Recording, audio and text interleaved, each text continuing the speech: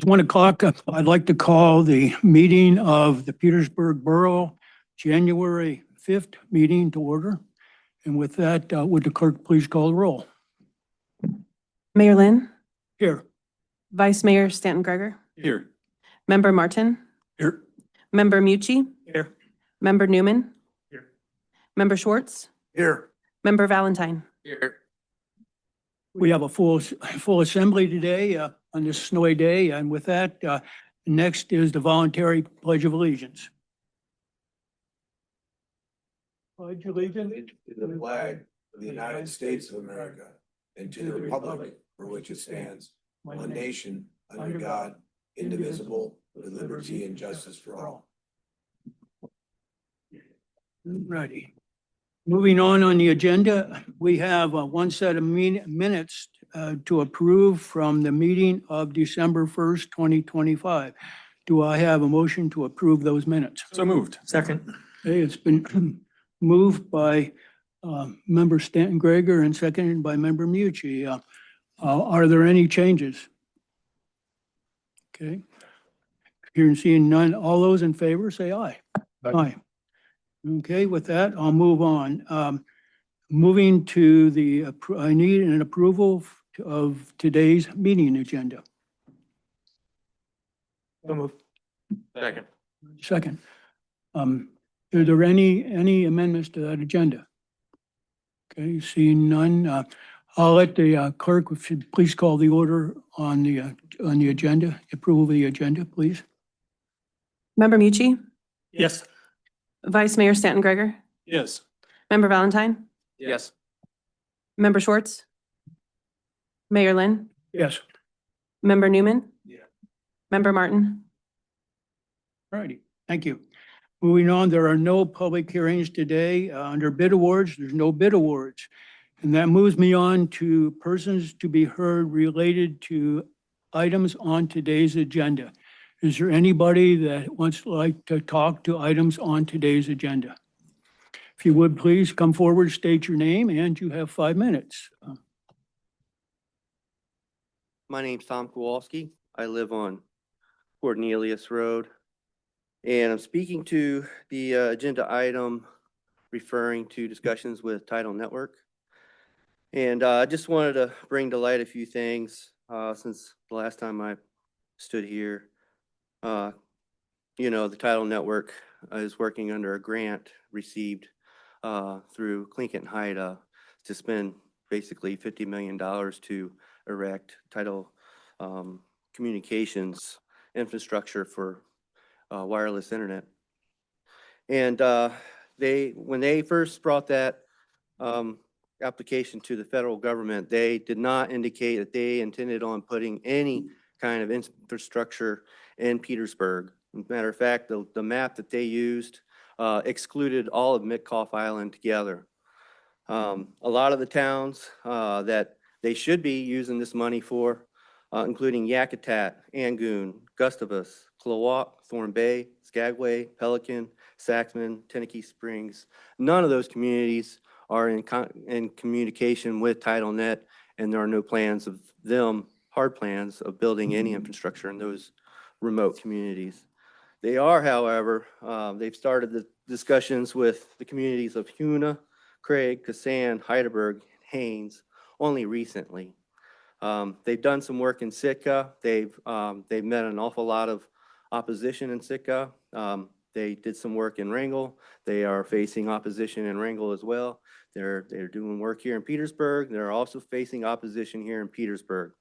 In lieu of the opposition, it appears that they are scrambling now to try to go back and satisfy some of the terms that they agreed to on the grant they initially received. So, this group that we're trying to negotiate with has been sneaky, sly. They fly under the radar. They've gotten some things passed to take advantage of weaknesses in our ordinances.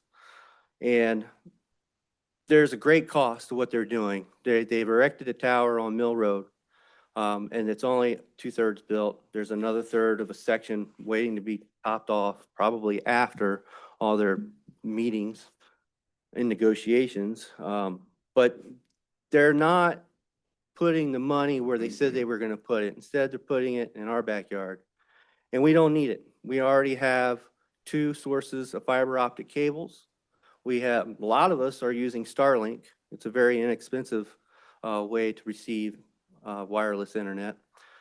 And my question is, why didn't they just give all of the Native members in their community Starlink? It would have been very inexpensive. Everybody would have been hooked up with the same cost that I'm paying, which is pretty cheap. No, instead, we've got this great big eyesore tower in my backyard, diminishing values of properties. Not to mention, I've just done some recent research on the health aspects of this. And I don't know if you realize this, but the Child Network Defense sued the FCC a few years ago and won, based on scientific evidence that these towers will produce radiation that is harmful to biological processes, including the process of cell division. And that's why children are most at harm when these towers go up and they start emitting their unregulated emissions, because they can turn these things up as powerful as they need to reach the outskirts of their range. And I did some study, and I did find that there are quite a few peer-related studies showing the harmful effects of these emissions. And they're growing. The studies are growing. There's more studies being done right now. And all the research that I looked at, I couldn't find any that said that they are safe. None. 0. So the Children's Health Network and another group, I can't remember which, they are suing the FCC again to get them to go back on the judgment to update their health standards for these towers and the admittance of those radiations that they're responsible for. So, you know, I got a lot to say. I got a lot of answers. I got a lot more questions than I have answers. And I hope you guys have questions too. And when we speak to this in the future, I'll be standing by for any questions. Thank you. Thank you for your testimony. Is there anybody else that would like to talk to items related to today's agenda? Mayor Lynn, we have someone online. Okay, please put them on.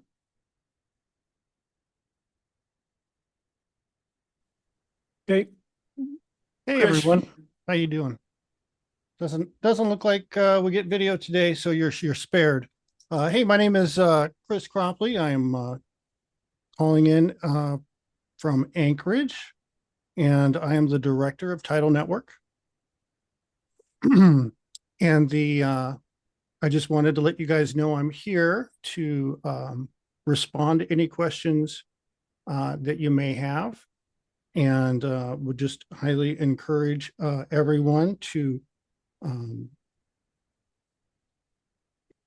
allow me to answer any questions that you do have and correct any misconceptions. So I guess I'm gonna leave that open unless you want me to go through the questions that were on your website, and unless you'd like me to wait. Looking for some guidance there. Chris, we had that as a discussion item, and what I'm going to do is that if you'll stay on the line till we get to that point in the agenda, if you would like to address those that I think that Member Mucci has, that would be great. Okay, thank you. Anybody else on items related to today's agenda? Yes, we have another online. Sure.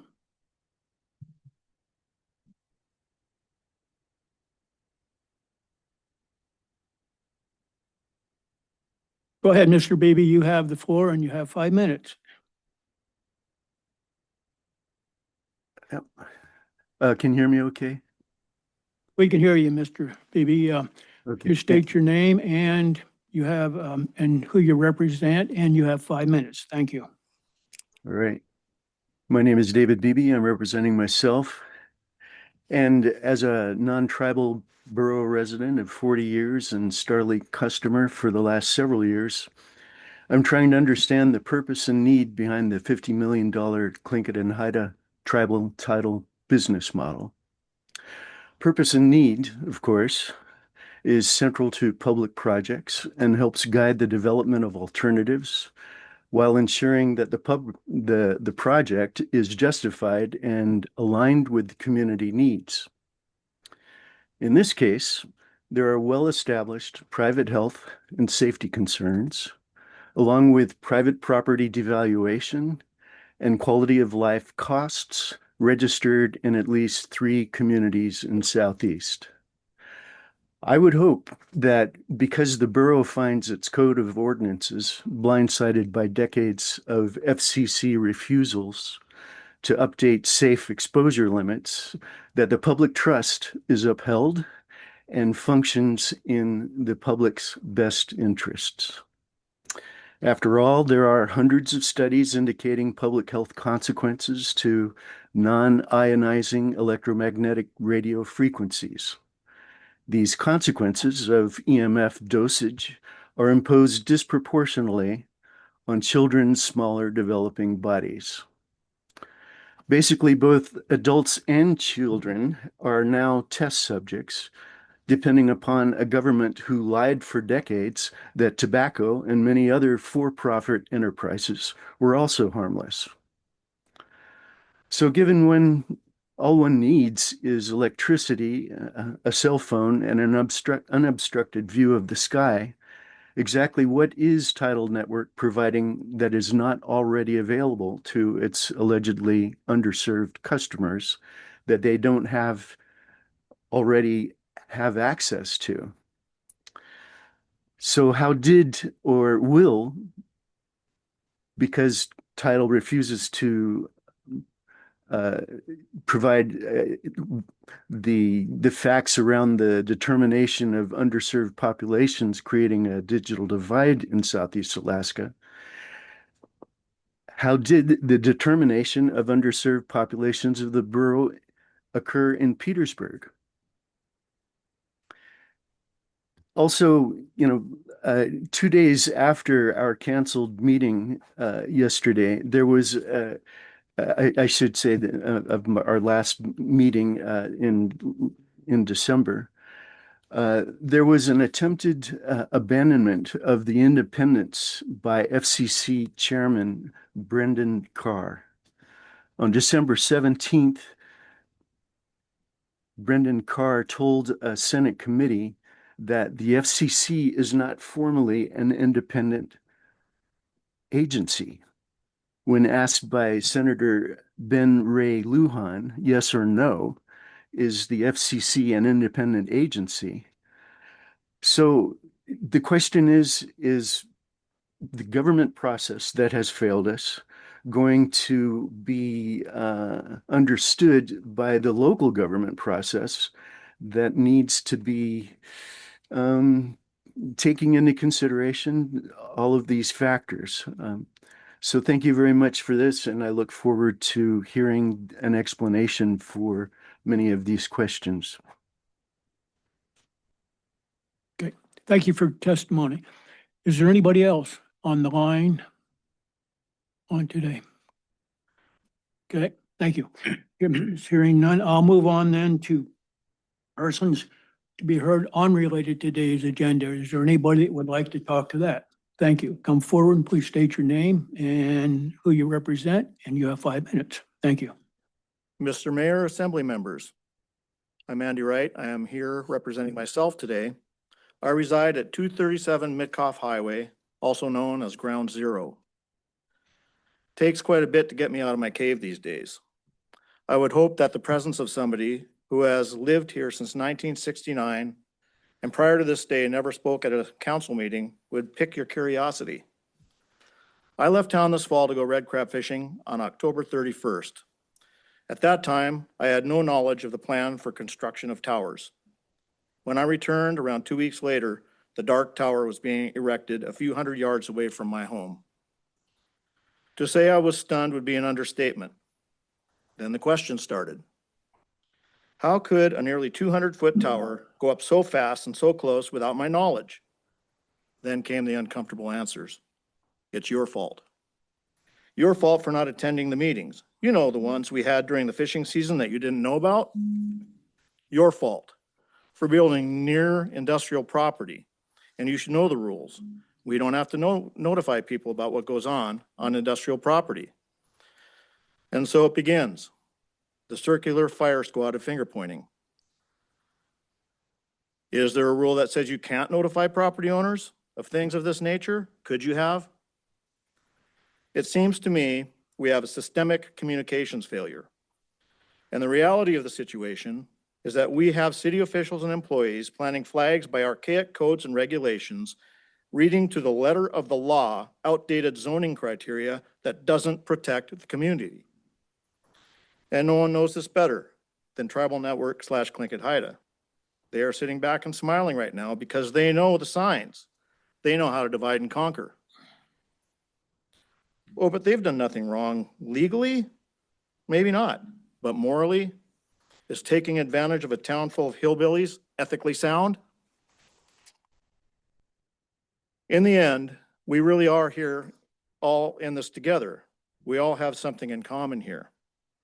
Whether you want to admit it or not, as painful as it is, you, and therefore all of us, are being exploited.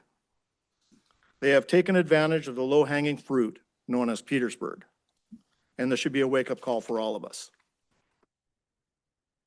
Okay, thank you for your testimony. Is there anybody else that would like to talk to items unrelated to today's agenda? Okay. Seeing none, I'm going to move on to that. There are no board commissions and committee reports today. There's nothing on the consent agenda. And I'll move to report of other officers. And with that, the first item on the agenda is the SEPA update. And Mr. Hagerman and I attended a SEPA meeting here, and I think Mr. Hagerman has all the details. Thank you, Mr. Mayor. Happy to update the assembly and the public on the happenings at the last SEPA meeting in Ketchikan. On December 3rd, the board did approve holding the wholesale power rate for all member communities at 7.3 cents per kilowatt hour for 2026. So that's a very positive notice. The board approved a contract for financial auditing services to BDO USA for a 3-year period for FY26 through FY28. Board approved a contract for installation of 7 new helipads to facilitate maintenance on the transmission line on the Cleveland Peninsula to H Construction out of Palmer, Alaska. The board approved a change order for the Tyee third turbine project to allow the supply of a unit control cabinet. Canyon Industries will supply this cabinet, and it will allow for efficiencies in factory acceptance testing as well as on-site testing during commissioning of the third turbine unit. The FY 2026 SEPA budget was reviewed and approved. And lastly, the FY 2026 operations plan was reviewed and approved as required by the power sales agreement. The plan is based on the best estimate of weather conditions in 2026 to predict inflows into the reservoirs, the community's estimated power needs, as well as any forecasted construction work at the legacy hydro plants of the member utilities. The plan continues to include provisions to protect the dedicated firm power needs of Petersburg and Wrangell out of Tyee Lake, and has provisions for diesel generation by member utilities to cover system peaks that may exceed SEPA's available output. The plan is detailed and complex, and if there is interest in reading the plan, there is a link included in the packet that will take you to the SEPA webpage, and you can check that out. That's all. Okay, thank you. I would add one other thing. Since then, I think, talking with Carl, we've had now the highest electrical usage that between the 3 communities, right around Christmas time, that I think we've ever had. And let Carl talk to that a minute, because that's really important from the standpoint that our backup generation here is absolute a must, and that has to be operational. But anyhow, Carl, if you would address that, I'd appreciate it. Yeah, just a note in the last item in the report mentioned the diesel generation. And in December, we needed it. The cold snap that we had in December forced us into generating diesel, both in Wrangell and Petersburg, back and forth to cover the loads that we had. We saw, we didn't see a peak, a record peak in Petersburg. Interestingly enough, I thought we would, but we were still at about 13.5 megawatts for Petersburg's system, which is a lot of power being used.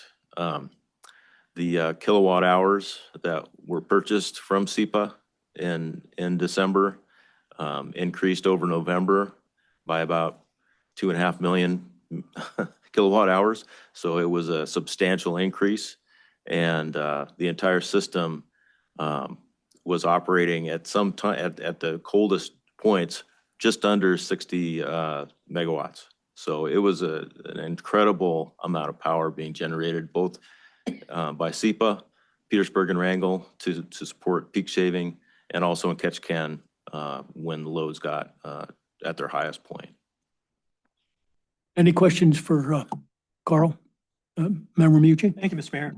I don't know specifically for Carl, but, you know, talking about these cold weather and conserving energy so that we don't max out our system, is part of SEPA's plan to increase power generation with additional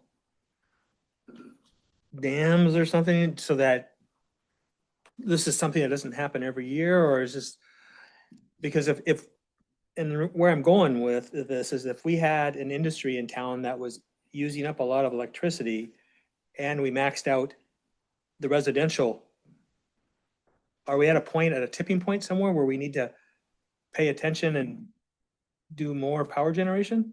Thank you. You've asked a very complicated question. Carl, do you want to start and then I can jump in? Sure, I'll just add that the Tyee third turbine project is absolutely focused on these types of situations. That third turbine will allow SEPA to produce more power.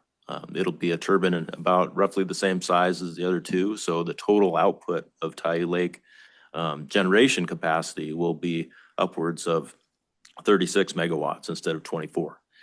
And so that will absolutely help in these periods of really cold temperatures. The complicated factor in that is that there's still only so much water in the lake. So we can't, that third turbine's operation will be carefully planned out by the agency, and it will have to be included in the operations plan and ultimately in the long-term power sales agreement on how that third turbine is used. And to add to that, the board asked staff to look at any other efficiencies we can put into the system that might, give us some more generation power. The question is the other part of that question you asked was, should we be looking at a new hydro facility and so forth? And the answer behind that is there's a timing thing here, and you don't want to bring a new facility online. A new facility we're looking at would cost $200 million. And the problem is you can't bring it on too soon because then you can't pay for it. And so the timing question here, and we have wrestled that numerous times, the timing question here is, when do we go forward with the next? You would think with no increase in population in Southeast here, that our energy usage would go down, but in fact, it's going up about 3% a year. So we don't have complete answers for you, but it's something we continually talk about and see when to bring that online. Mr. Mayor, may I jump in? Yes, you may. Something that, Carl and his crew have not really talked a lot about, but Carl did a really good job briefing me.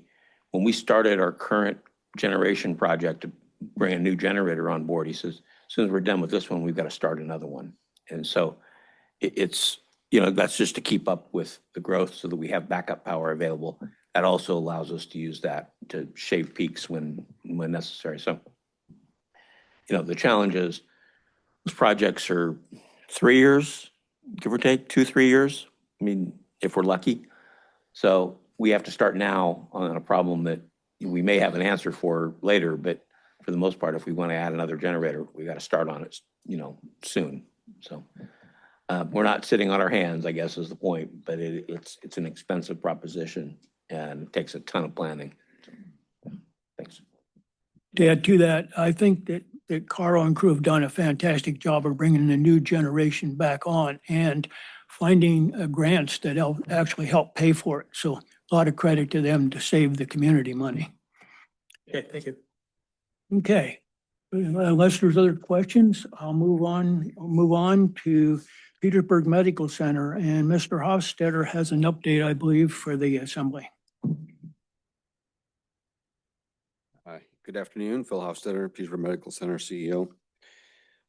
Major update, I would say, since I spoke last was the RHTP funding, the Rural Healthcare Transformation Funds for the state of Alaska was approved by CMS a few weeks ago. And that money is the second most of all the states. So Alaska is receiving this second highest amount for the first year, which is $272 million in that first year for healthcare transformation. Put a packet together and discuss what those elements are. But basically, that's a really good news for the state. I'll know more as far as the level of detail. I'll be in Anchorage next week. They're convening a meeting to discuss that at the state. The state's hosting that meeting, and we'll find out more details. Unfortunately, capital is still not on there, but I'm looking for some potential paths forward related to the language that was approved by the state. So I'll have an opportunity to ask the state those questions and have more information. So potentially really good news. At a minimum, our programs and access, the elements that were technology, those were all things that were covered in the state plan. So potentially some good news. I think my quote was cautiously optimistic related to that. And secondly, we did confirm with our board that the January 26th work session is a go. And so we'll have more information related to RHTP funding at that time as well, in addition to sort of the latest on the new facility and phased approach that we are at. And with that, a couple of things happening this month related to our work building up the hill. We're pending the certificate of need for the MRI. We're still waiting. We did submit all the information related to their questions, which is what the back and forth exchanges are. Our application was submitted earlier last year in April, and then there was a lot of back and forth related to questions related to to that application. The second thing also on the state of Alaska is the DEC is for stabilization stormwater, which is called the SWIFT plan. That's also pending to be approved. So we're working on those two things from the up the hill. In addition to the power or brownouts that occur in the facility in the community, those wreak havoc on new equipment. And so we are looking to upgrade or install UPS batteries for the MRI and the server up on the work building also. So that's happening later this month. We're adding a monument sign. So we're going to have our contractor come back in, an electrician, and put up a monument sign. And also the most recent thing to go online is the morgue. And so we're actually kind of fortunate. It's not discussed very often, but the morgue unit in our existing facility that we just operate as a courtesy just went completely out. It's completely unrepairable. And fortunately, we have the other one online, so we're able to move that service up the hill. So, and that's the latest. I did update the capital funds language to reflect the most recent on the phases and where we're at. So I think that is the latest on the work building. On the facility on the lower campus, our aging facility. I mean, if energy is a consideration, I would say that the main hospital, the aging plant, the aging facility is a huge inefficient energy waster. I mean, just looking at the work building per square foot, we're looking at a half to a third usage per square foot to heat the facility up there and efficiencies. So I imagine that our Loa campus is really sort of hemorrhaging a lot of that, those inefficiencies. And, we're looking at things, we identified our facility assessment plan in 2015. We recently updated it. And at the time, in 2015, a lot of the components and major plant components that we were worried about were nearing the end of life, and now it's beyond the end of life, and we're starting to see that. So just so you're aware, for example, we had a power outage last month and at the last storm, and the generator actually didn't come on. So that's the second time that happened in the last 6 months, and we had to scramble. Really, really thankful for our facilities team to come together and get that back online. But those are major components in the facility that are now starting to see that age and starting to fail. So there's some concern there.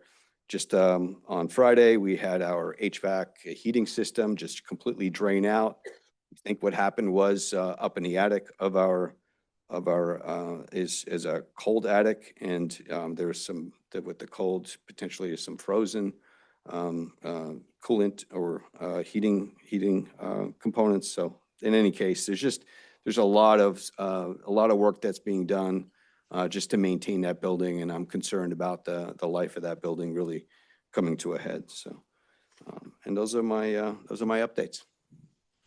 Any questions? Member Mucci? Yeah, thanks, Mr. Mayor. Phil, the rural healthcare transformation program that you're going to go up to Anchorage to talk about? Mhm. So you said there's no capital projects included in that. So what would that money be used for if we got some of it?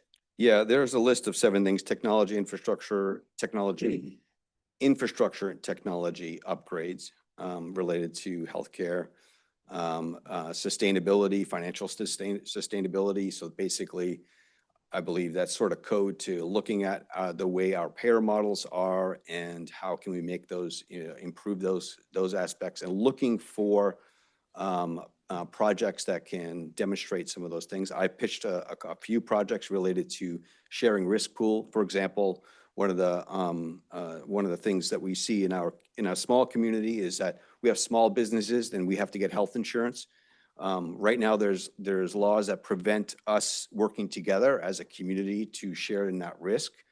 Why can't we potentially look at removing that or providing a demonstration to pool together? So fishermen, hospital, borough, and independent, people with independent business can actually pull together. That's something that potentially we could do with sort of this project. That's just to give you an example of maybe some of the things to look at. Also, and there's access to care. So access to care related to rural areas are certainly something to evaluate. I know there's a focus on they call it healthy beginnings. So maternal child health and child access to care are those kinds of things. I believe that those programs. Mental health is a big one that sort of underfunded and subsidized. We subsidize that as well. We provide that service through grants. Home-based care, we provide home-based care, home health. We subsidize a good portion of that. We have grants to help support some of those programs that we do locally. Great, thank you. Yep. Other questions? Okay, thank you, Phil. Thanks. Okay, moving on there, we have a report then for the Petersburg School District, and I think Superintendent Robin Taylor is here to give that. Right. Well, what a sunny day it is out there. I'm Robin Taylor. I'm the superintendent for Petersburg School District, so thanks for having me. Just want to give a few updates. Our roof project continues. We still have some shipping delays on vents that we're waiting on, and waiting for some snow to disappear so that they can run the heat trace tape to melt the snow. So that's just continuing to delay the finalization of the project. But as that is being finalized, we actually have put out to bid on December 21st, phase 2 of our security upgrade project, which is replacement of some identified code deficiency doors, and then starting a fobbing process for our door system, as well as an updated intercom and lockdown system for the school district. And, as Phil was talking about the aging facilities, we're definitely experiencing that as well in the school districts. We had that code and condition survey done, and they did identify over $27 million worth of suggested repairs. Some are related to code deficiencies, others are just typical aging. But I do want to give a shout out to our fire department. We did have 2 sprinkler heads burst over the winter break, and they were incredibly responsive.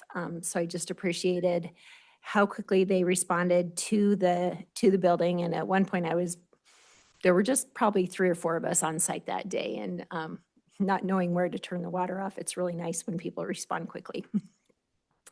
So just, again, want to do a shout out of that, and also an appreciation to the borough, state, and our district employees for working on the snow removal, especially when the borough's been able to get that big pile that accumulates in front of the Parks and Rec and elementary school, because that does become a safety hazard. We've had a few kids fall off the top of that pile already after school hours when they're having a great time playing, but it is appreciated that is removed. So thank you very much. Then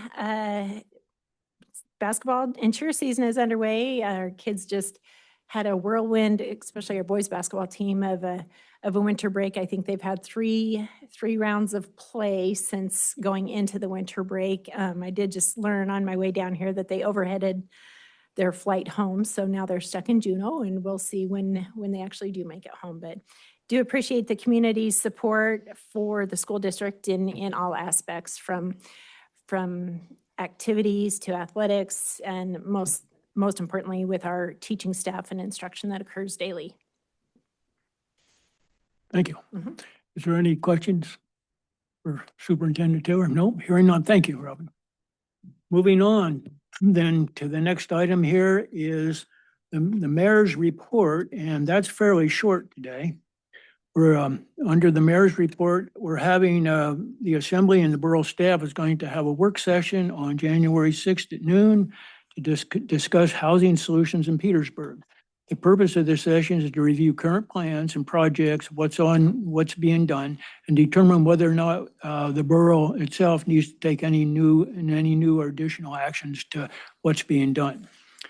We're seeking now letters of interest from citizens who wish to serve the community by filling one vacant seat on the Public Service Advisory Board until October 2026 municipal election. Letters of interest should be submitted to the clerk at the borough office located at 12 South Nordic Drive by sending to P.O. Box 329, Petersburg, Alaska 99833, or by emailing to bregula@petersburgak.gov. And the last item here is that is a Happy New Year, but on behalf of myself and the Assembly, I definitely thank all our staff and everybody who's worked to keep things moving over the period of the really cold and all the snow we had. I think there's been quite a bit of fantastic work being done, and we appreciate all of it. And that's all I have. And Member Mucci. Thank you, Mr. Mayor. Related to the housing work session, will there be an opportunity at that meeting for the community to weigh in on some of their suggestions, or is this just going to be an assembly and staff? This will be an assembly and staff. If we will report out on it after, and yes, we can ask the community at that point. But first of all, from my perspective, we need to all, since that came up during the last municipal election, it's time that we kind of review what we've done and where we're at, and then we'll have follow-ups after that. Thank you. Okay. And with that, the manager has a report. Thank you, sir. You'll notice on your agenda at some point, there's the capital project list and the federal priorities list. Once those lists are approved by the Assembly, they'll be disseminated to our state and federal lobbyists and entered into the state's CAPSIS program. Power and Light staff spent a whole bunch of time troubleshooting and repairing the Scow Bay #1 generator after its digital controller failed. This unit is available for service currently. Is that a true statement? Okay, great. Just want to make sure. although additional adjustments to the remote operation of the generator is ongoing in coordination with our control consultant out of Juneau. During the cold weather, Power and Light shared responsibility, as you heard from Carl, for supporting the north end of the SEPA system with Wrangell. When SEPA's maximum generation output is exceeded by cold weather loads, both utilities take 2-day shifts and monitor the north end loads to inject diesel generation as needed to keep all customers in power. Cooperation from Power and Light, Wrangell Power and Light, SEPA, and in Ketchikan Public Utilities during these extreme events has been excellent. Power and Light staff, with assistance from the building maintenance staff, continue to make progress in erecting the temporary Scow Bay Generator 2 shelter as time dealing with weather-related electrical system issues allows. Steve Harbour is now transitioning into the utility director role. The overall responsibility for Power and Light will remain with Carl until the end of March, at which time Steve will assume full responsibility for Power and Light, and Carl will assist Steve as needed until his retirement in June. Power and Light has completed the end-of-year FERC reporting, and for all residents who felt like 2025 was a rainy year, Power and Light can confirm that the rain gauge at Crystal Lake recorded over 201 inches as of December 30th, with 1 day of rain left in the 2025 forecast. Although great for hydropower, we are hoping for a normal year of rainfall in 2026. Happy New Year. Upcoming EMT1 class runs Monday, Wednesday, Friday nights from 6 to 10 and all day Sunday from January 25th to March 16th. Students who complete the course will have a 2-year Alaska EMT1 license. The basic requirements are you must be 18 by course completion and pass a background check. Email Aaron Hankins at petersburgak.gov for more details. Aaron H. is working on filling out paperwork to receive the congressionally directed spending funds granted to the department for the new SCBA equipment. The self-contained breathing apparatus is what the firefighters use to protect themselves from dangerous conditions, and the fire department's current fleet of SCBAs were set to expire in 2027. A huge thank you to Senator Murkowski and her staff for this appropriation. Reminder to clear sidewalks and 3 feet around hydrants in your area. Huge thank you to those who are already doing so and more. Also, please make sure not to pile snow where it can block drainages. In terms of clearing snow, please don't block the ground level electrical cabinets. Power and Light moves snow away from switch cabinets so that we can access them during a restoration of power issue. And unfortunately, one of them was piled up with snow after we just finished cleaning it and slowed down our power issues. So we can't open a switch cabinet. It affects our ability to open and close the switch during a restoration. Street division crews have been working hard to keep the roads passable during the recent snow and freezing temperatures, successfully maintaining community mobility. It's always hit and miss as far as timing, and they do a really good job keeping track of when they need to get out. Motor pool, we've had some increased fleet repairs caused by the weather and kept up with the year-end inspections. We also coordinated with the technician who was in town to resolve issues with our crane truck and the water tank delivery truck, saving some transportation costs. Water plant operations remain stable. Blake has effectively served as acting supervisor during Mike Bell's absence. Water deliveries have been difficult due to weather, but crews are reaching out to as many customers as conditions allow. Our wastewater work on Pump Station 4 paused for the holiday and will resume after the new year. Flooding near AML overfilled Pump Station 2, but staff restored operations. Heavy rainfall increased plant output to 1.9 million gallons. Normal is 350,000. Gives you some idea how much water we got. Despite weather challenges, sanitation staff maintained regular collection schedules with support from the street division. Baylor operations continued without issues.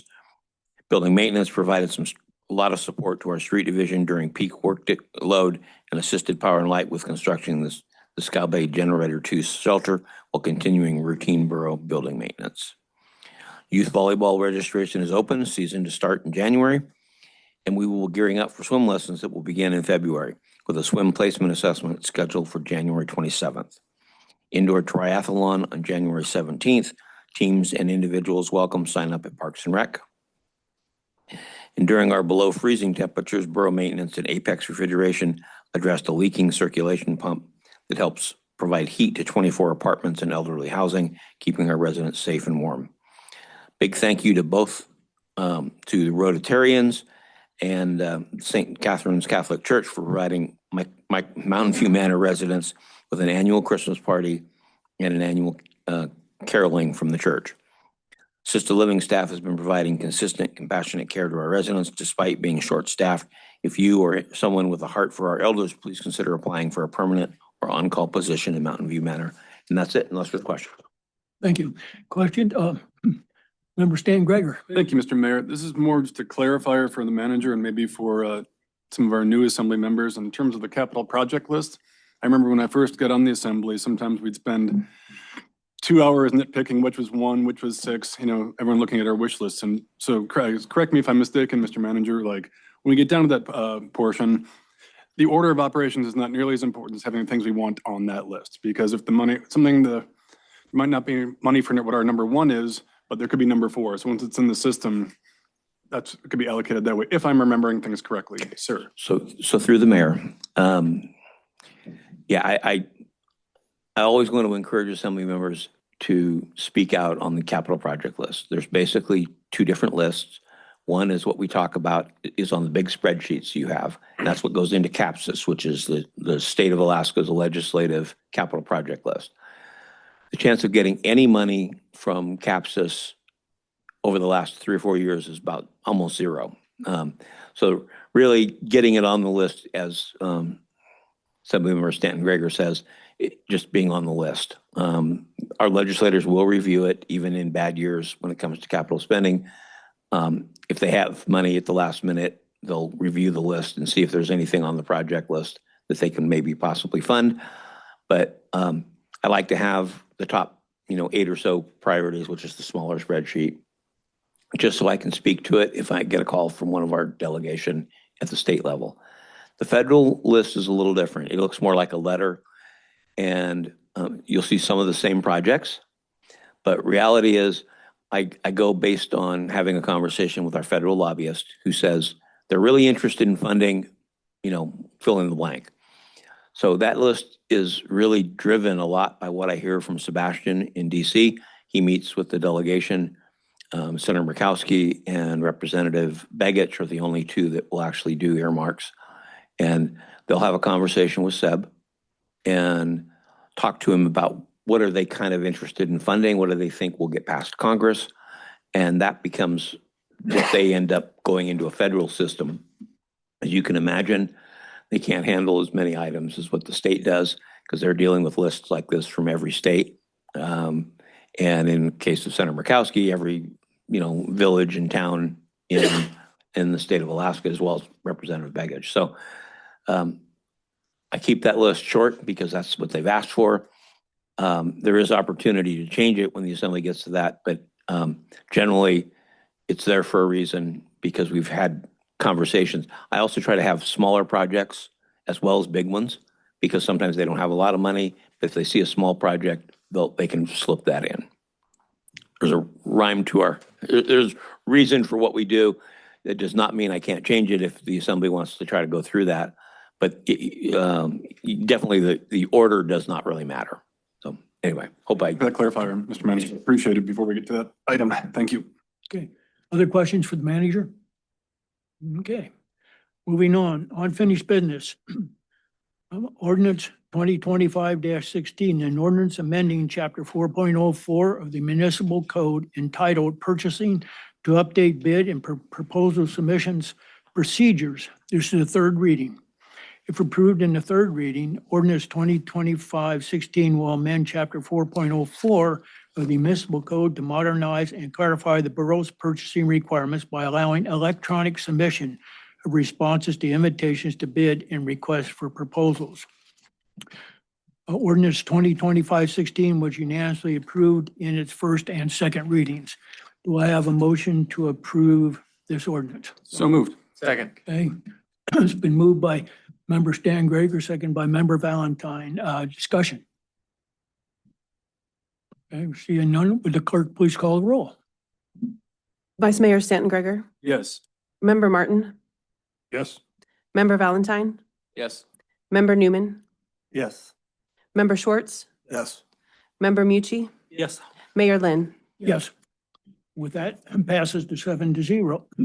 I'll move on now to new business. Under new business, ordinance 2026-01 supplemental budget. An ordinance of the Petersburg Borough adjusting the fiscal year 2026 budget for known changes. This is the first reading. If approved in 3 readings, the supplemental budget would make changes to the following funds. Transfer $300,000 from the fiscal year 2025 general fund surplus to the Parks and Recreation Sewer Repair Capital Project. A memo from Director Payne regarding the transfer is attached. Transfer the remaining general fund fiscal year 2025 surplus of $131,365 to the Assisted Living Facility Fund that is operating at a deficit. Do I have a motion to approve this change? So moved. Second. Okay. It's been moved by Member Mucci, I think second by Member Schwartz. Discussion, Mr. Mayor, may I jump in? you may. And may I ask Finance Director Tao, she may have to correct me here. But you remember the Parks and Rec sewer project's been on the books for a while. Unfortunately, when we went out to bid, we came in quite a bit under where the bids came in over what we had money set aside. Luckily, or based on hard work, based in Jody's department and the other department heads, our general fund budget came in several $100,000 ahead in the black. So this is moving from a surplus situation into this project fund that allows us to move forward on the sewer project. The assisted living is a little more troubling issue. Our deficit continues to grow up there. Jody can give the actual numbers, but it's shocking. So basically at this point, the general fund is all that's keeping assisted living from having to close its doors. We've also had some issues with Medicaid. We have not received a Medicaid payment since August. Some of that's our own fault as we've moved to, a new director up there. There's a lot of paperwork that Medicaid demands, and when you call them, you get no answers. So it's slowed the process down to do the conversion to Michelle. We think we made some headway actually this morning, but it continues to mean, no Medicaid funds coming in the door until we get this resolved. We do have the opportunity to collect the money, past money owed, but time's running out. We have to get this done and then hopefully get the bills submitted to them. We'll see what happens. So it appears, and so you understand how Medicaid works. The money goes from the feds to the state, and we deal with somebody at the state to fund us. Sounds like staffing's been cut at the state level. So that's another part of the difficulty is getting people to actually answer the phone. So anyway, Jody, nothing. Okay, I covered it. So anyway, I just wanted to let the assembly know. Questions? Member Stanton Gregor. Yeah, it's the first reading. I'll obviously be voting yes. Just to thank you to the finance department for their work that allowed us to have the surplus to transfer this money. And then just to thank you also to Stephanie Payne and all of her staff, because this has been a long-term ongoing major problem. Keeping the facility open has been clearly stated as a priority of the community. I echo that statement. So I just thank you to those involved to put the time into getting this before us so we can get that project done. Thank you. Member Mucci. Thank you, Mr. Mayor. Yeah, I'll be voting for this as well. I was just curious after the 3 readings, when will the work start? Oh, Steph, yeah. We have it tentatively scheduled for the end of April. That way VSE can finish up their use of the pool. That's when they get done with the majority of their younger kids.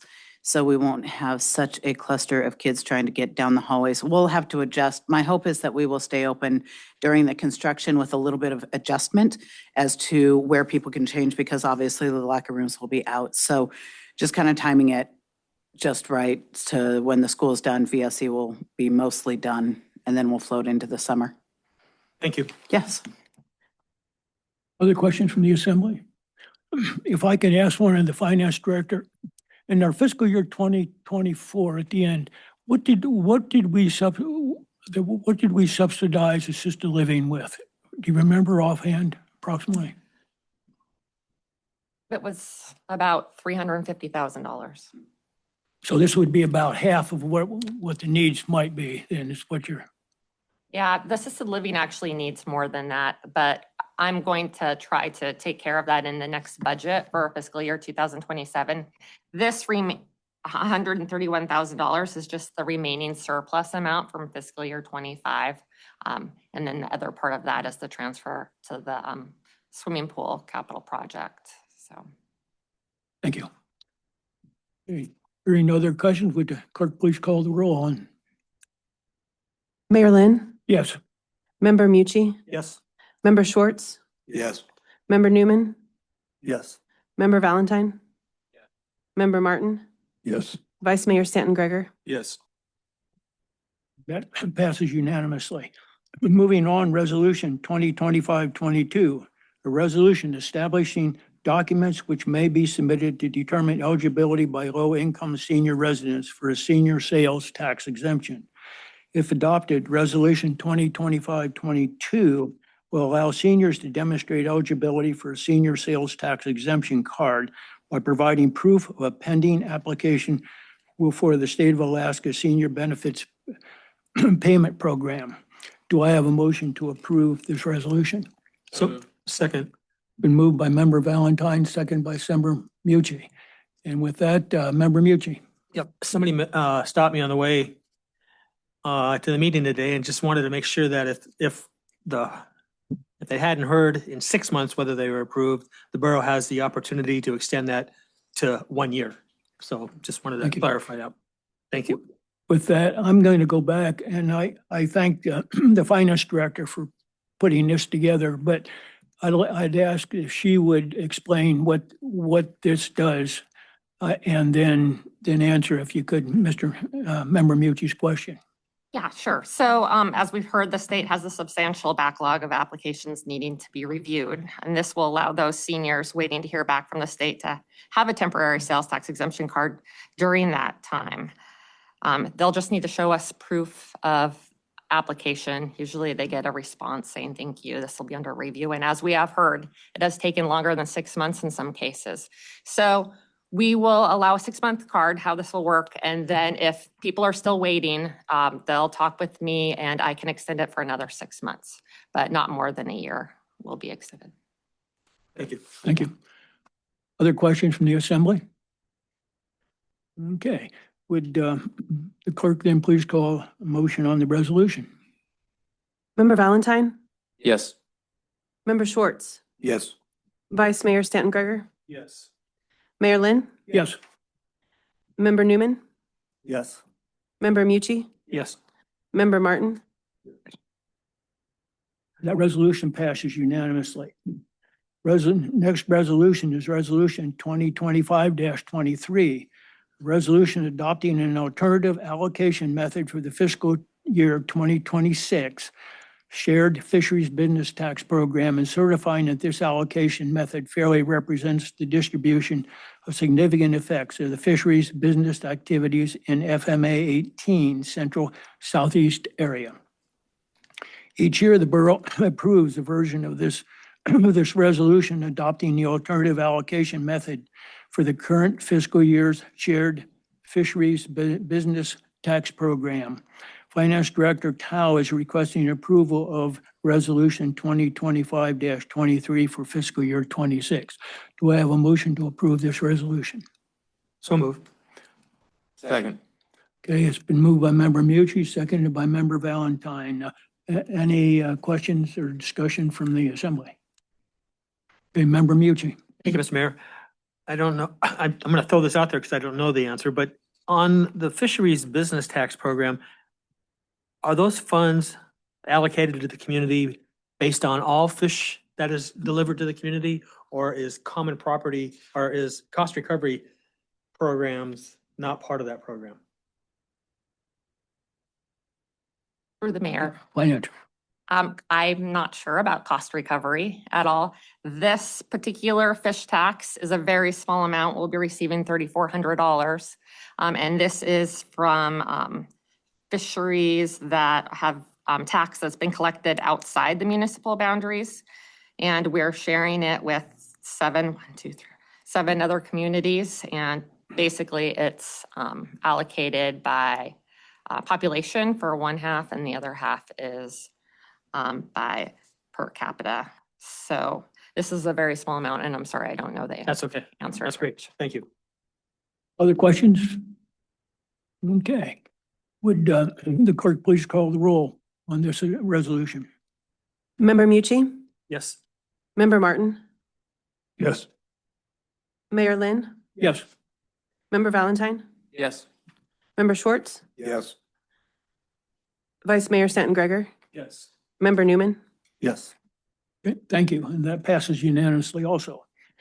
Next item on the agenda was an Assembly Hospital Board work session. Per Petersburg Borough Code 3.50.090, the hospital board shall meet with the Assembly at least annually to discuss and coordinate financial planning, capital improvement needs, comprehensive plans for healthcare, and other issues related to the hospital and associated facilities. I'm requesting to schedule a work session with the hospital board on Monday, January 26, 2026 to 5:30 in the PM in the Assembly chambers. Do I have a motion to approve that meeting? So moved. Okay. Second. Been moved by Member Mucci, seconded by Member Valentine. Any discussion? Okay, hearing none, would the clerk please call the roll? Vice Mayor Stanton Greger, Yes. Member Valentine, Yes. Member Schwartz, Yes. Mayor Lynn, Yes. Member Martin, Yes. Member Newman, Yes. Member Mucci. And that also passes unanimously. I'm looking at the next item here is a request to reschedule the April Assembly meeting. Marilyn requests that the Assembly reschedule the first April Assembly meeting from Monday, April 6, 2026 at 12 noon to Monday, April 13th, 2026 at 12 noon due to the clerk's attendance at the Society for Human Resource Management Conference in Anchorage. And I'd add to that that I think both our clerk and assistant clerk will be at that meeting. Okay, thank you. Do I have a motion to approve the change in that meeting? So moved. Okay, there's a second. Second. Okay, moved by Member Mucci, seconded by Member Newman. Discussion. Okay, clerk, please call the roll. Mayor Lynn, Yes. Member Schwartz, Yes. Member Valentine, Yes. Vice Mayor Stanton Greger, Yes. Member Mucci, Yes. Member Newman, Yes. Member Martin. Thank you. I have to look at another meeting here is my colleague, Member Schwartz says we have too many meetings, and that's probably true, but We haven't for a while. yeah. Remember, I'm also requesting to schedule the Board of Equalization hearing, and this has to be done each year. But I'm requesting that the Assembly schedule the Board of Equalization hearing for Tuesday, April 14th, 2026 at 12 noon. Do I have a motion to schedule that meeting? So moved. Okay. Second. Again, motion made by Member Mucci, seconded by Member Newman. Discussion, Member Mucci. Thank you, Mr. Mayor. For the folks at home, can somebody explain what the Board of Equalization hearing is? Thank Okay, you. I'm going to pass that back to the manager. So the Assembly, in one of your many hats that you wear the hat of the Board of Equalization. Basically, you hear from our assessor on people's disagreement with where we have not come to an agreement on the value of their property. And they have an opportunity to submit that to the Board of Equalization and make their case. So the assessor will be here. They will argue from their perspective. The property owner is asked to attend to argue their case, and the 7 of you as the Board of Equalization will determine which side to take. And that's what it is. Thank you. Other questions? Okay. Would the clerk please call the roll on that, on scheduling the Board of Equalization hearing? Member Newman, Yes. Member Valentine, Yes. Member Martin, Yes. Vice Mayor Stanton Greger, Yes. Mayor Lynn, Yes. Member Mucci, Yes. Member Schwartz. Yes. Okay. And that passes 7-0. Next item on the agenda is review of the proposed 2026 capital projects list. Attached to this meeting packet are two spreadsheets detailing the proposed capital projects for Petersburg for 2026. Attachment 1, a prioritized list of the top recommended projects. Attachment 2, a comprehensive list of all the capital projects requests submitted by the borough departments. These projects are based on their 2025 capital projects list, updated to include new projects and revisions to the ongoing projects. The Assembly is asked to review these capital project requests and to approve the list or recommend any changes. Do I have a motion to approve the capital projects list? So moved. Second. Okay, it's been moved by Member Stan Greger, second by Member Mucci. Discussion, Member Stan Greger. Thank you, Mr. Mayor. I'll be voting yes. I have no proposed changes. But for those who feel like going through this at home, it's a thorough list. It's comprehensive. Having been on the Assembly now for a bit, as the manager said, the state in Capsis has not been very giving, so I'm generally cautiously pessimistic about what we'll receive. But I appreciate the staff's thoroughness in identifying our needs. Thank you. Other comments or changes from the Assembly? Hearing none, would the clerk please call the roll on the capital projects list? Mayor Lynn, Yes. Member Valentine, Yes. Member Mucci, Yes. Member Newman, Yes. Member Schwartz, Yes. Member Martin, Yes. Vice Mayor Stanton Greger. Yes. Thank you. And that also passes 7-0. Next item on the agenda is the fiscal year 2027 federal priorities project. And we talked a little bit about this earlier, but the Assembly is asked to review the attached fiscal year 2027 federal priority projects and to approve the list or recommend any changes. Do I have a move to approve the federal priority projects list as presented? So moved. Second. Okay, been moved by Member Mucci, I think by Member Schwartz.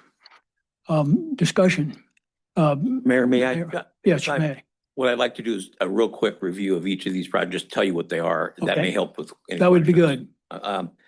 So this is the first two projects on here. One is Banana Point and the other is the engineering and disinfectant study for the wastewater plant. Those are two projects where we've been told we have money coming, but we have not received the money yet. So they're on this report as just a holder to say, hey, remember us, you said you were going to get this and we haven't got the money yet. So 8 million for wastewater plant and 2 million more for Banana Point with various processes. The wastewater plant, by the time it's all said and done, will be a $12 to $13 million project. And so 8 million helps a bunch, but we still have a ways to go. So we want to keep that in front of them. The project's awaiting funding. I have on the list the Petersburg Medical Center. As Phil mentioned, they've gone through some changes in their plans. And so the next phase of this is the long-term care center with both interior and exterior being built up where near the work building. It's about a $32 million project, and there's good language in here where Phil explains, what the process is. I don't know if we are going to get anything, but the feds are where we're talking at this point. Papke's Landing facility, we continue to have issues with that facility coming apart. I stuck $40,000 in here for conceptual design we have to get to a point where we know what we're going to build and then have an engineer kind of tell us what that's going to cost before I can ask for big money to do a full rig restore. So this would be $40,000 to have some conceptual drawings talked about with the community and the Assembly and come up with answers there. Addition of ADA ramps for the South Harbor. Basically, in a harbor, ADA ramps means they're longer. So at low tide, they're not as steep. Design for the Petersburg Airport Bypass Road. One of the first steps to ever doing something out with that road and making it easier to move on is basically doing the engineering, what it would cost and what we'd want to do. So $2 million, we're looking for design money there. Expansion of the Children's Center, $2.25 million, and this would be, improving and adding to the Children's Center.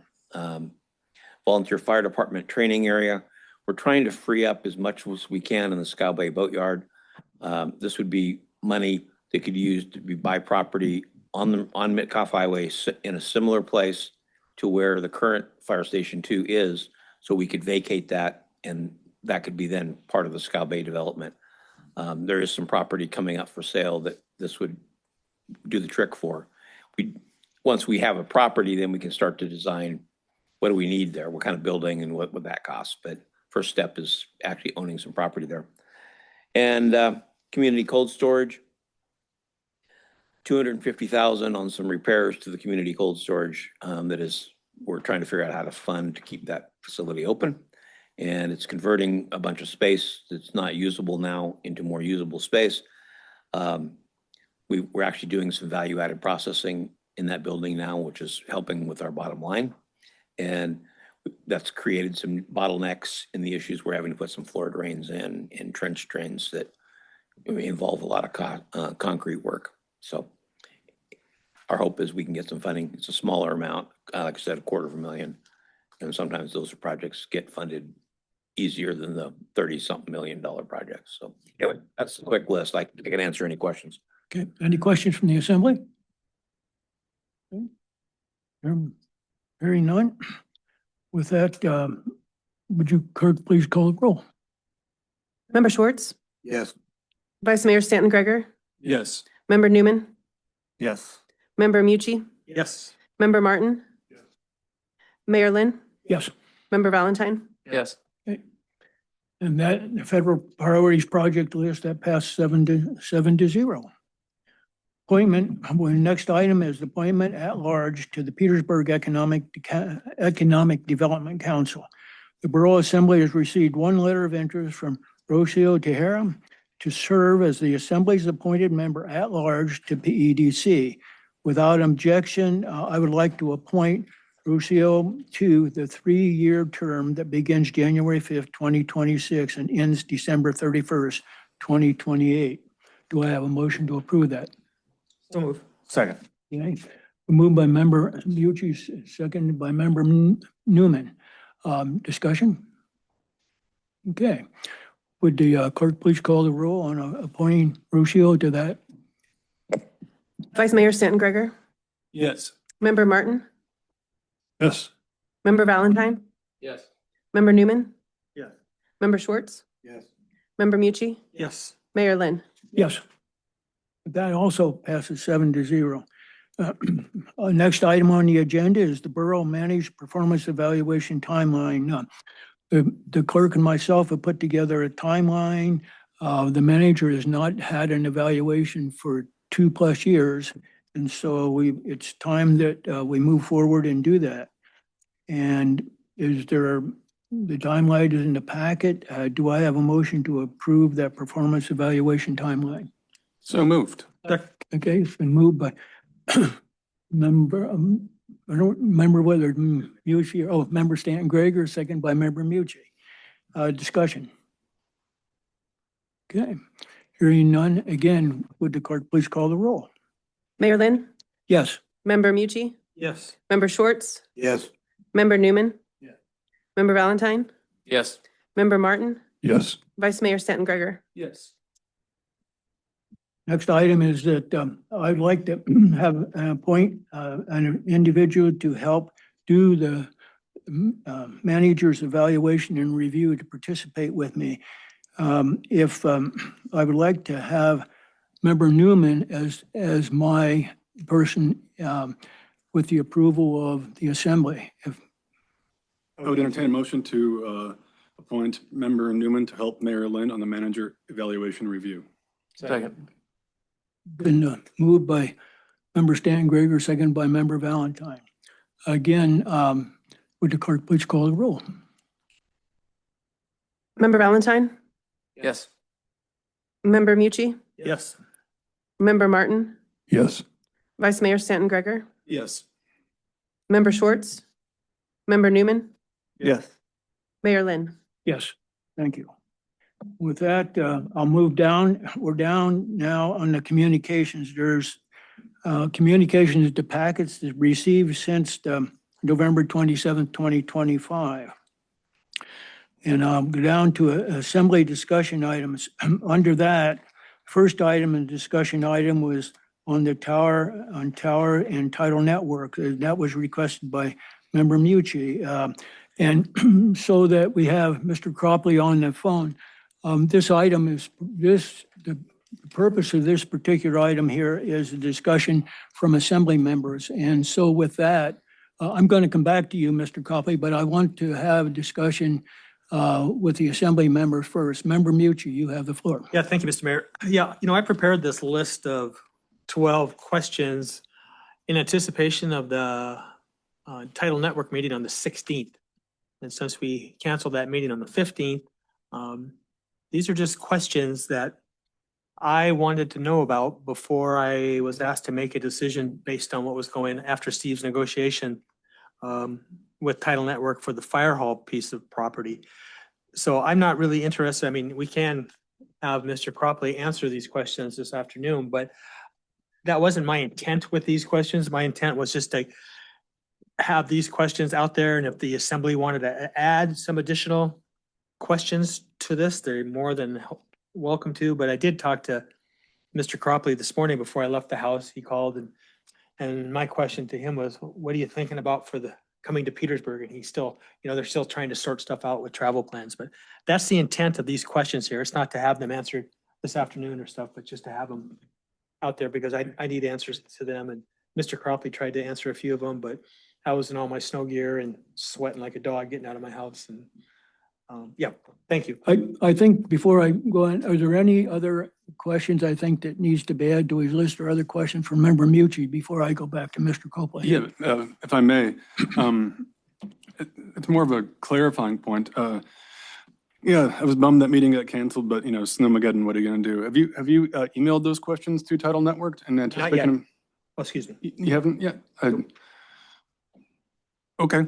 I think there's some valid questions in there. I hope you do sooner than later so that you can get the answers you need to move forward one way or another. From what I've heard, it sounds like they would like that level of questioning from us at an assembly level. So on a personal level, I guess I hope those get sent. Are there other additions or that the assembly might have to add to Member Mucci's questions? Okay, seeing none. I don't know what to say here. It seems like we have a lot of strong opposition here. But we need to have a conversation at some point, so. I'm gonna go back. Mr. Cropley, are you on the line? Yes, sir, I am. Okay, let me ask you a couple questions that the assembly's asked. One is, I know the meeting was canceled. Is there, and when I checked with the manager, there is nothing rescheduled in the near future? Is your intent to hold a meeting here in Petersburg, say within the next month or so? We are trying to schedule that. I just got back today and we got a pretty, I would like to. How's that for a terrible answer? If Mr. Mayor, Okay. to jump in through the Yes. mayor. And Mr. Cropley, this is Steve Giesbrecht. I'm the borough manager. I reached out to Michelle, or actually she reached out to me in email. She's one of the Tidal Network employees that we've dealt with. And as you have talked, we're negotiating the contract for that property. And I let her know that, based on input I received from many of the assembly members, we wouldn't finalize that contract until the time that all those questions get asked, so that the meeting gets rescheduled, basically. So I explained that to Michelle. I'm not sure she's had a chance to, disseminate that information within their group. But I think it's fair to, if the assembly has questions, get them in writing, add them to Jeff's questions. We'll get them to Mr. Cropley or the team that we've been working with. And the same goes for the public. If you've got questions, I would, it'd be probably helpful for title to jump in and say, here, email your questions here. That's up to clearly them. But I think there's a lot of people who are going to have questions if we ever can have the meeting here in town. And, I had a quick data point. For those who don't know, they've got an online survey right now, Title Network does, asking for feedback from the communities. And that's, I saw a link to it on social media, but I'm sure they're around. You can probably find that on their website. They've been seeking input. So this is a data point for those listening. I filled out mine. So we're happy to take questions. I'm happy to take them. You guys, 907-538-8255, if you want to reach me directly, or chris@titlenet.com, or certainly the survey. So, I just found out about this meeting this morning. We're happy. I'm happy to answer any questions. I'm happy to answer the questions that I have in front of me right now that are on the agenda. I think that I would prefer that if we're going to do this, that the public themselves also have a chance to ask the questions. Would it be possible to ask you to see if we could schedule a separate meeting related to these questions, either you in person or your team in town here, or do it by Zoom?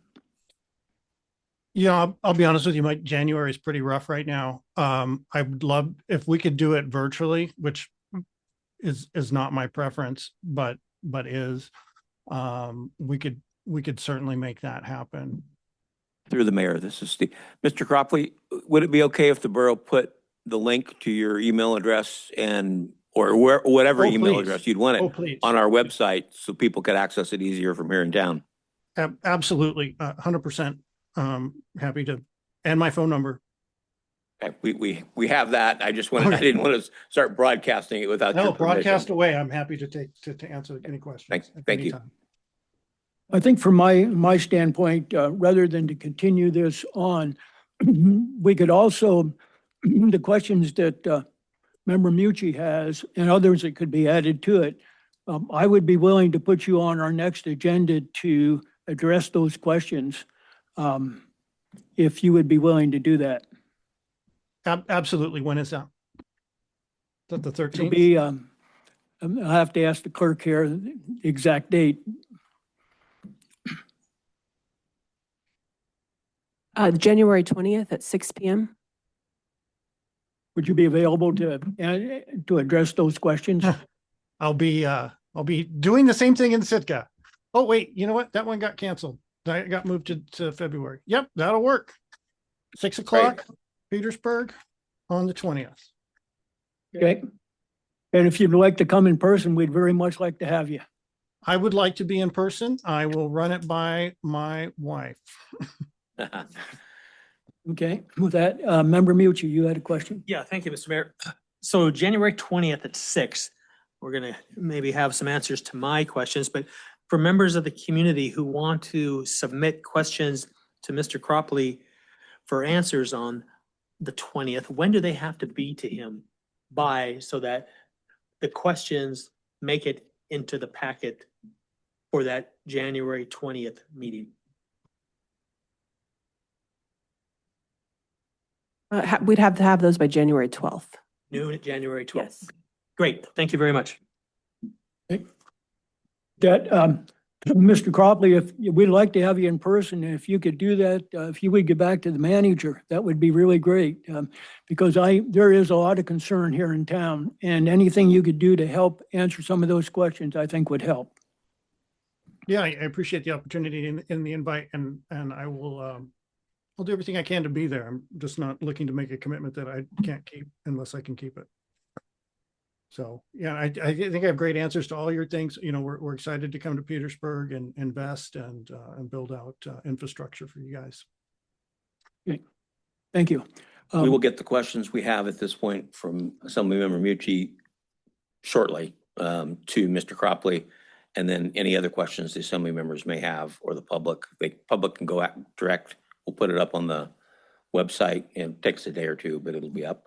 And for the assembly, if you want to reach through the clerk, we'll add those questions to Jeff's when we send them. So. Thank you. Other questions or comments from the assembly? Okay. Are you comfortable, is the clerk comfortable with that approach? With the questions from the community? Yes. Yes, as I was thinking about it as well, you know, anybody can email the assembly and their communication will be included in the packet. And I'll take those submissions up to the day before I publish, which would be January 14th. So people can feel free to submit, you know, email me directly at petersburgak.gov, and we'll compile a list. Or if people just want to email individually, they can do that, and then they'll be included in the communications section of the packet. Thank you. Hey, sorry, Okay. totally just have no decorum here. I do have a commitment with my team on that week to be in Anchorage. I also feel like the 12th doesn't give the public a lot of time, right? 5 days. When's the next one? No, what, February 2nd, February 2nd, February? at noon. Yes, and if you could be at that, come to Petersburg on that meeting, or we could schedule a separate meeting, or you could hold a separate meeting here, that would be great also.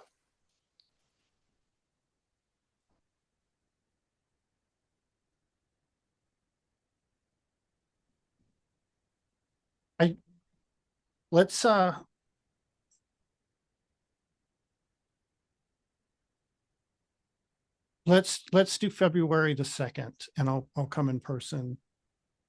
Okay, that would be very good. We'd appreciate that. And then, I'm sorry to do this real time, guys. I wasn't expecting this. I do have Sitka to do the same thing on the 4th, but that should probably actually work out.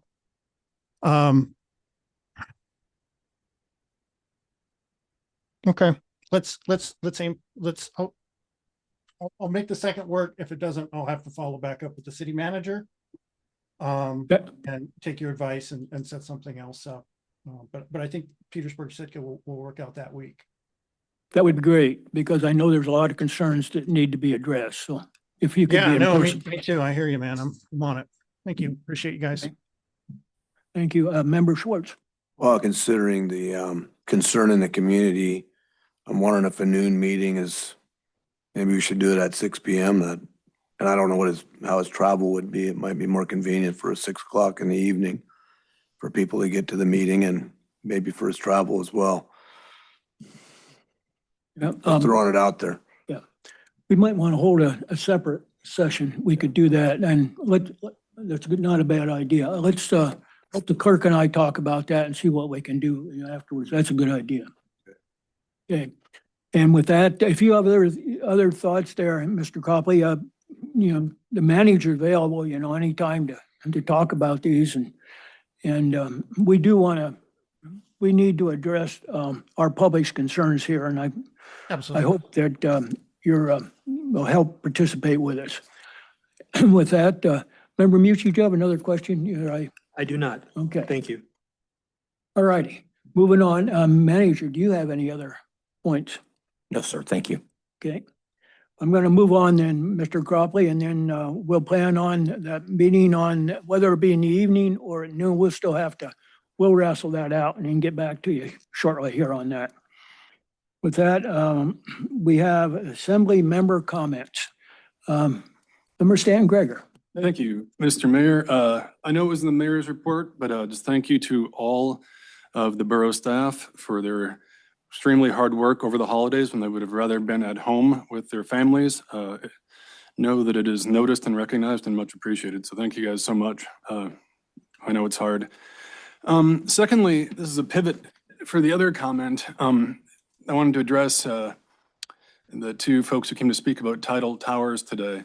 One to community member Wright, who was talking about, felt like he was being assigned blame from folks about the issue. I'm sorry you've received that from people. I do not feel any blame towards you as a property owner.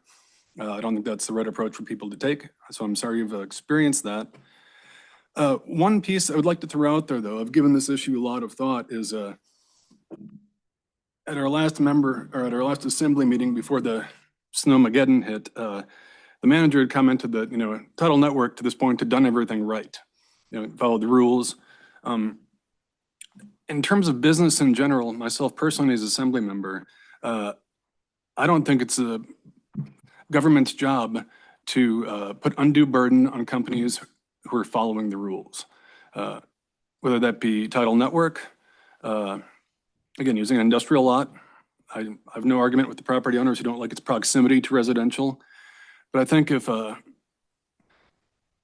if you swapped out Tidal Network for any number of our local industrial businesses or fishermen following the rules on their industrial properties, I don't think people would want the government to get involved and stop private business. Again, this is a very important point, that are following the rules and making an attempt to follow the rules.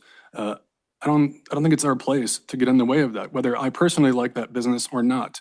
One example that comes to mind, it was in 2016 when marijuana went legal in Alaska.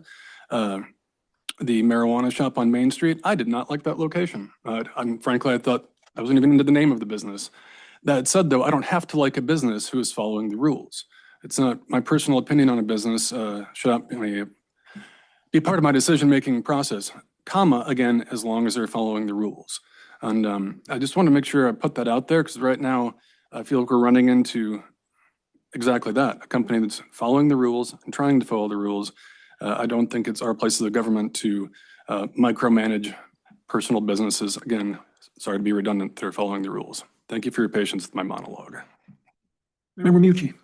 Thank you, Mr. Mayor. Yeah, I'm not going to debate the point here, but I think Tidal Network is following the rules, but if the rules are antiquated and 30, 40, 50 years old, and there are some issues that need to be addressed by the borough, then I think this is a good time to start chatting about that. And I'm hoping to bring that up again in our housing work session, that we have some old planning and zoning things and some old ordinances that need to be addressed about possible changes that are going on around us with communications towers. And honestly, when a large number of community members come forward and say they think there's a health concern or they have issues with things that, I'm all for paying attention to them. And I mean, I can't chase down every health concern that some people might have, but I take them seriously. And I think that's part of our job up here to do that. But I think that this whole Tidal Network and the cell tower, communication tower, has opened up a conversation that I think has been long overdue in the community. So I'm looking forward to the housing work session. Thank you. Thank you. Other comments from the member Martin? Like all I did was say the pledge and then say yes 12 times today. But I went up, want to thank the borough and I guess the taxpayers of Petersburg for sending me up to Anchorage for some training, the Alaska Municipal League. And it was really an eye-opener for me. Just the amount of work that our borough clerks and staff go through all these municipal governments in the state and trying to get their interests put forward, trying to do everything by the book to get what they can from the state. And the other thing I was just kind of shell-shocked by was how restrictive our ability as local assembly members to meet and talk about things in compliance with the Open Meetings Act. It's not really like you think it would be. It's not like a congressman hobnobbing around talking to people about, well, what if we did this? What if we did that? It's very restrictive. And it's kind of ironic to me because it seems like we're the least powerful government level, and yet we have the most restrictions. So one thing I think we probably need to do more of is have work sessions where we can have a properly noticed discussion about all this stuff, because I know, like Member Schwartz and I earlier in December, I think it was still December, we met with Judy Omer, and I went with Rob to the meeting at the library with the concerned citizens, and only 2 or 3 of us could even go because of the Open Meetings Act. And I felt like we had some pretty good discussion there. But then after going to the municipal training, I realized that that's about all we were doing, about all we could. We're kind of almost starting to approach the line of what we can do without having an officially noticed work session. So it's kind of discouraging. I got really busy with all the snow and everything, and I haven't talked to people about it, but I think we still have a big discussion that needs to take place.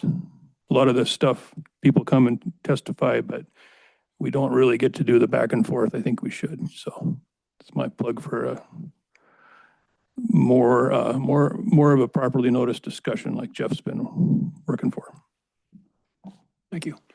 Other comments from the assembly? Member Valentine. Last comment, I promise. Thank you. Yeah, to echo everybody here, what we can do and when community members come often to speak to us.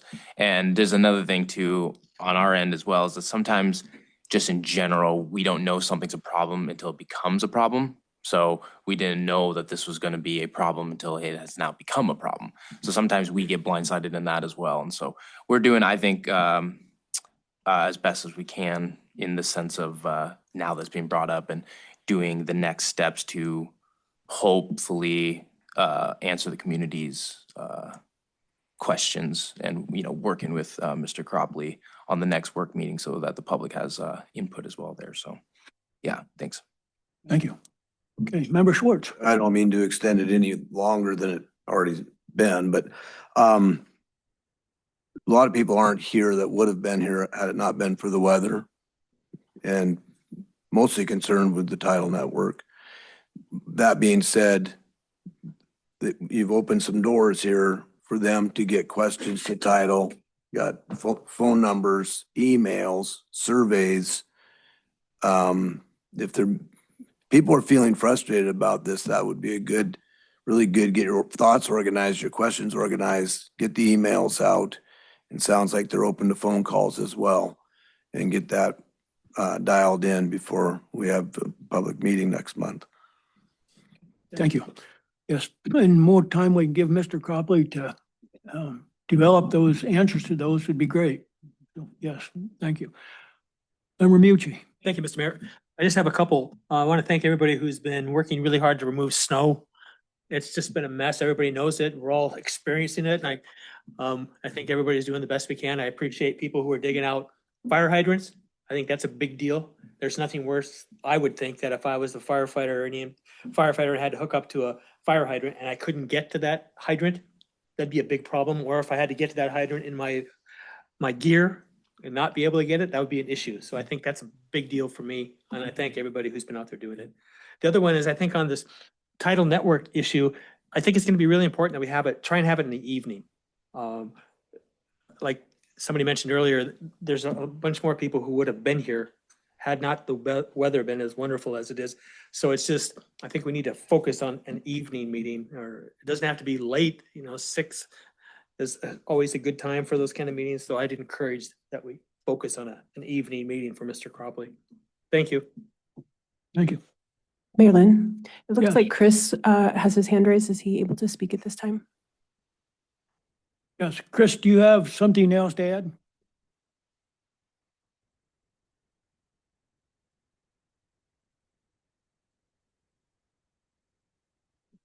See ya. Maybe not.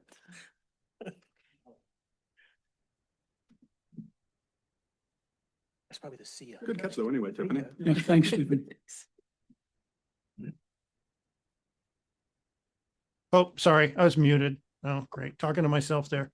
Yeah, I'm looking at flights here. The 6 o'clock on Monday, the 2nd does work pretty well for me. It works better than in the afternoon. And it sounds like there's a consensus around getting more folks there at that time. Okay, thank you very much.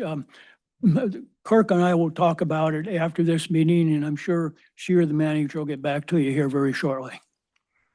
Thank you. Okay, is there anything else? Any other comments or questions from the assembly, or, and we're moving on to recognitions. Any recognitions from the assembly?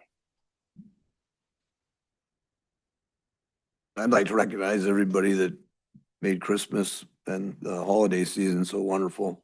We had carolers, we had music, people lighting up downtown, everybody that participated, all the businesses participating in Eula bucking. It's really a nice traditions we have here. Made it a special time. Thank you. Any other recognition from the assembly? With that, I need a motion to adjourn. So moved. Second. Okay, it's been moved and seconded. All those in favor? Say Aye. Aye.